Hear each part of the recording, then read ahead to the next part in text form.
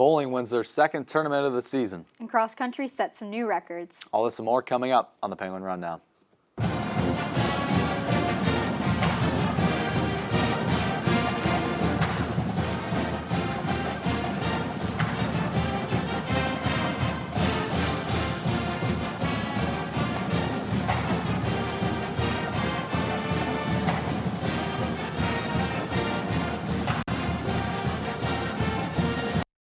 Welcome into the Penguin Rundown. I'm Richie Giuliano alongside Kelsey Norris. Kelsey, some bad news this past weekend as the football team's 0-3 in the Missouri Valley Football Conference. Yes, but hopefully they're back in action this Saturday, and this whole week they had time to prepare, and hopefully we'll get another victory at home in the Ice Castle. We do have some good news, though. The men and women's cross-country teams set records this past weekend, and that's where you're going to start us off. Yeah. Both men's and women's cross-country had an eventful weekend. The men's team took the championship at the Canisius Alumni Open on Saturday. Junior Tyler Pullman posted a time of 25 minutes and 11.9 seconds, a personal best, and led the team to victory. Our very own Christina Stanovich had the chance to catch up with Tyler to talk about his performance. All right, so you obviously had a very successful weekend. What was going through your mind during the race? It was a really cool weekend out at the Canisius Alumni Invite. It was good, getting the team title and individual title. During the race, what was really going through my mind was I'd been here my freshman year, and I know I'd ran well my freshman year, and I was really kind of trying to, improve upon that going into it. And how important is it for the team to have won this weekend with this week break coming up and then conference the next week? Oh, yeah, it's a really good thing. It was really enjoyable winning the meet, and it really boosts our confidence going into the conference meet. So we're taking things one day at a time right now, but, yeah, it was really big, having 2 weeks back-to-back, scoring really well and running really well. So I'm really happy about it, and, it's a really big confidence booster. The Penguins recorded all top 3 finishers in 5 of the top 6. Sophomore Chris Butler followed Pullman closely with a time of 25 minutes and 25.2 seconds. Sophomore Sean Peterson was a few seconds behind at only 25 minutes and 34.5 seconds, earning 3rd place. Junior Derek Bossinger and sophomore Ethan Sparks came in 5th and 6th, respectively. The women's cross-country team also had an eventful weekend. Sophomore Charlotte Crouch posted a personal best time of 19 minutes and 29.3 seconds to snag 14th at the Canisius Open. The day before, the women's team made history at the Penn State National Open cross-country meet. Though the team finished 12th overall, it was just enough to beat out Kent State. The team posted 5 of the top 11 finishes in program history. Junior Nicole Squattrito finished the 6K with a time of 21 minutes and 57.2 seconds, ranking 6th all-time. Freshman Morgan Cole came not far behind, ranking 7th all-time. Both the men and women are off this week and will next appear at the Horizon League Championship on November 2nd. The men's tennis team competed at the ITA Midwest Regionals at Ohio State this past weekend. Leading the way for the Gwins was Laurentiu Montecescu, who won 2 singles matches, defeating opponents from UIC and Toledo. In doubles play, Montecescu and teammate João Guerrero picked up a victory against Green Bay 8-5. The team will have a break this weekend to prepare for the Cleveland State Invitational on November 1st through the 3rd. The women's tennis team played this past Thursday and Friday at the ITA Midwest Regionals in Michigan. Lucia Zagar pulled out a first-round win against Toledo. She then took a loss against Michigan State.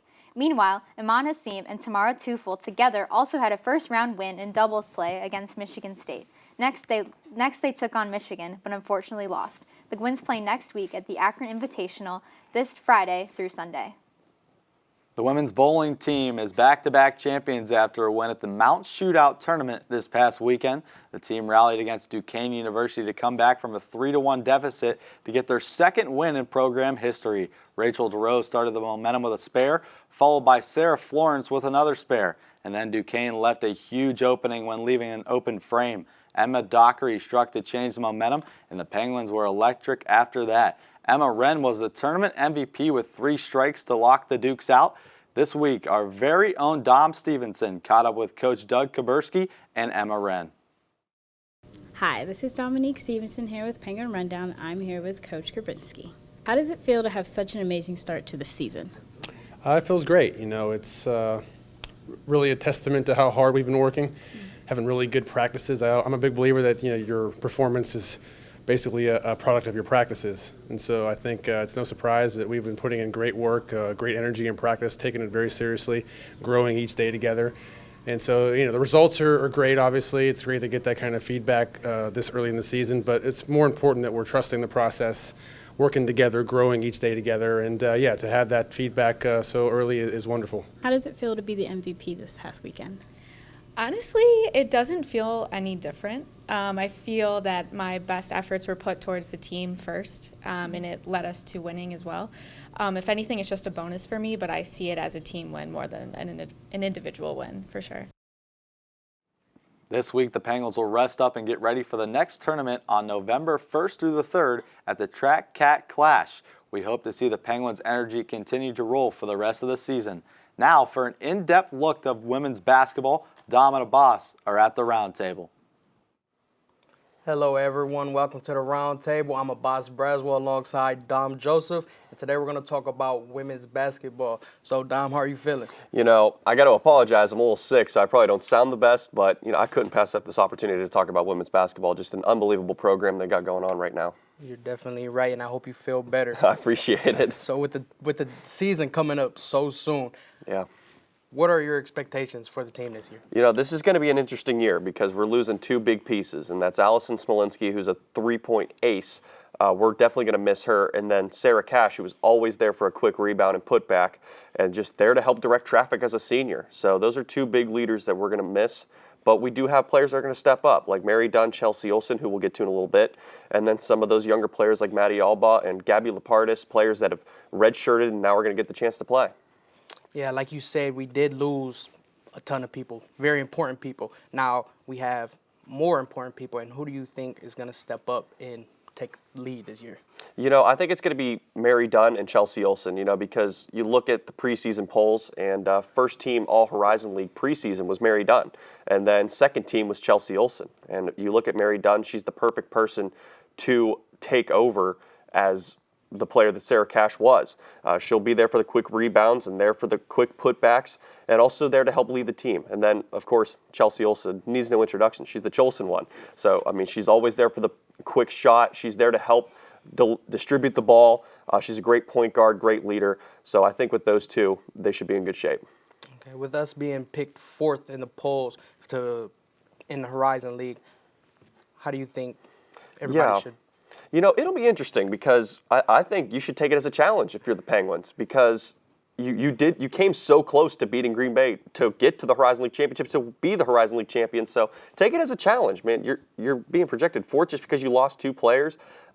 Just take that with a grain of salt. Go out there, start beating teams, and eventually with that, you'll get the entire campus to join you at Beagley Center to check out those games. So definitely a lot to look forward to this year for the women's basketball team. And that's going to do it for us here at the Roundtable. Richie Giuliano, Kelsey Norris, they have more. Let's send it back to them. Thanks, Dom and Abbas. The football team dropped their third straight game this past Saturday at the hands of Southern Illinois by a score of 35-10. The defeat dropped the Gwins 4-3 on the season and 0-3 in the Missouri Valley Football Conference. Kicker Colt McFadden kicked a 31-yard field goal on the opening possession to make the score 3-0.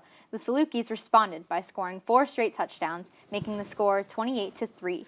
Quarterback Nathan Mays found Ryan Imans on a 22-yard touchdown pass with 9 seconds left in the first half, making the score 28-10. Southern Illinois put up 279 total yards of offense in the first half, including 148 yards through the air, while the Penguins had 179 yards with Nathan Mays, who went 12 for 18 for 134 yards as well as a score. Here's what Nate Mays had to say about last week's loss.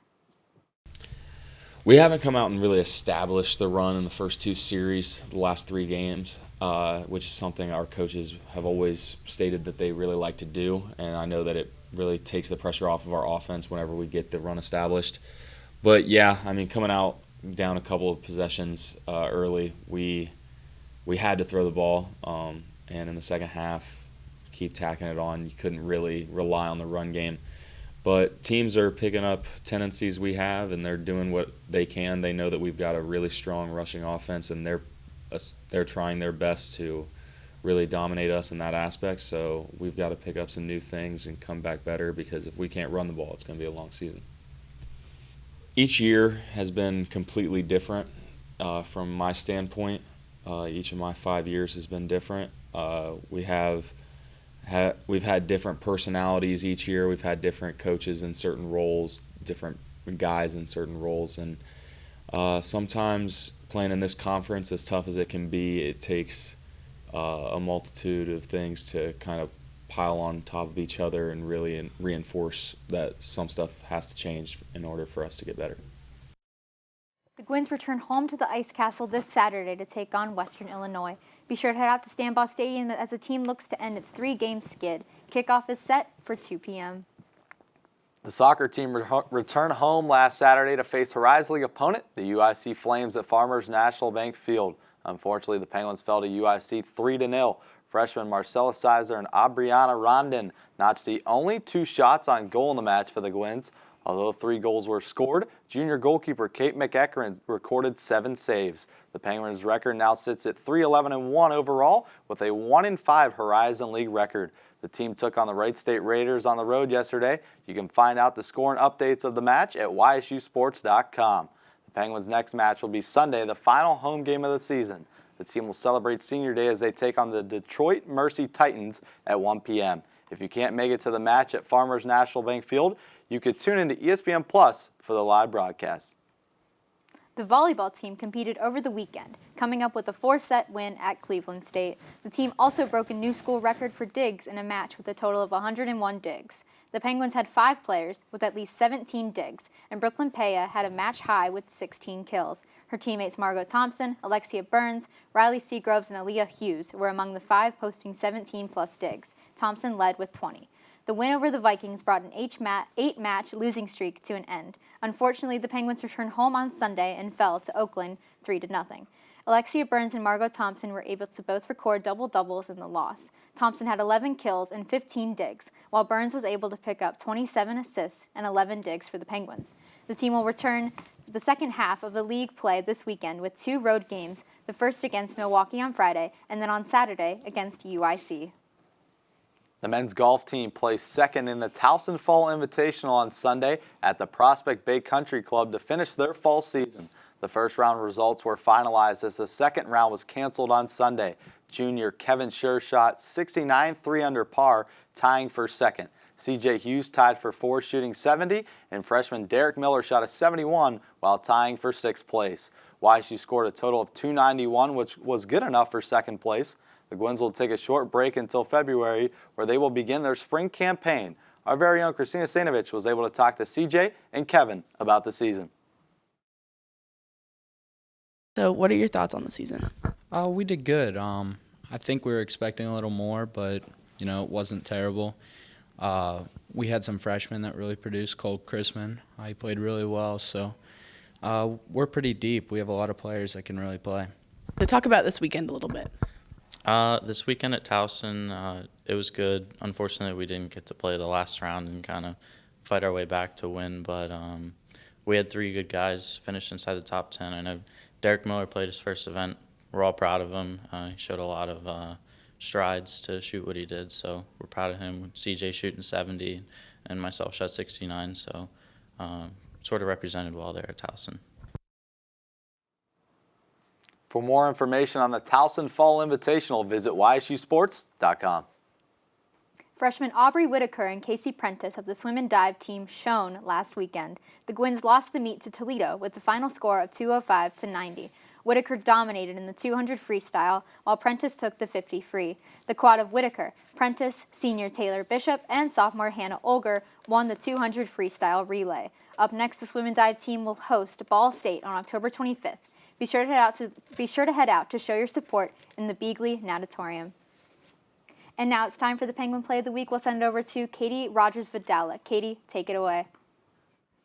Thanks, guys. Let's look at this week's Play of the Week of the volleyball team. Libero Riley Seagroves gives the pass to Alexia Burns, who sets up Brooklyn Peya for the kill. Let's take a look in slower motion. Burns gets the pass, and notice how Brooklyn Peya changes her approach to get the soft touch instead of the kill. Congratulations to Brooklyn. My name is Katie Rogers-Videla. That was Play of the Week. Richie and Kelsey, back to you guys. Here at the Penguin Rundown for news, highlights, and more, visit YSUsports.com and be sure to follow us on social media on Instagram, Twitter, Facebook, and Snapchat at Penguin Rundown 1. I'm Richie Giuliano. And I'm Kelsey Norris. We'll see you next week, Penguin Nation.